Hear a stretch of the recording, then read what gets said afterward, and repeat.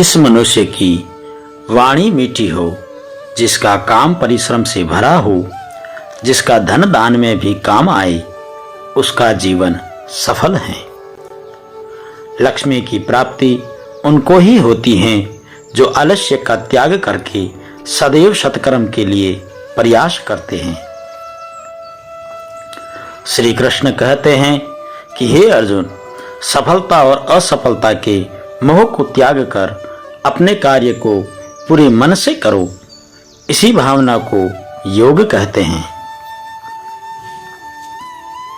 श्री कृष्ण कहते हैं, हे अर्जुन, यह आत्मा अमर है, इसे आग नहीं जला सकती, पानी इसे डुबो नहीं सकता, हवा इसे सुखा नहीं सकती, या कोई हथियार इसे काट नहीं सकता।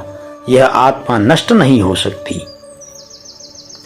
जो भगवान में विश्वास करता है वह अपनी इंद्रियों को नियंत्रित करके ज्ञान प्राप्त करता है, और जो व्यक्ति ज्ञान प्राप्त करता है वह जल्द ही सर्वोच्च शांति प्राप्त करता है। बिना बुलाए ही किसी भी स्थान पर चले जाना और बिना कुछ पूछे बोलना उचित नहीं है। ये मूर्खों के लक्षण हैं। बार बार मिलने से अपरिचित भी मित्र बन जाते हैं। दूरी के कारण न मिल पाने से बंधुओं में स्नेह कम हो जाता है। न कोई किसी का मित्र होता है, न कोई किसी का शत्रु। व्यवहार से ही मित्र या शत्रु बनते हैं। जो पुरुष सुख तथा दुख में विचलित नहीं होता और इन दोनों में समभाव रखता है वह निश्चित रूप से मुक्ति योग्य है। एक राजा और विधान में कभी कोई तुलना नहीं की जा सकती, क्योंकि एक राजा तो केवल अपने राज्य में सम्मान पाता है, वही एक विधान हर जगह सम्मान पाता है।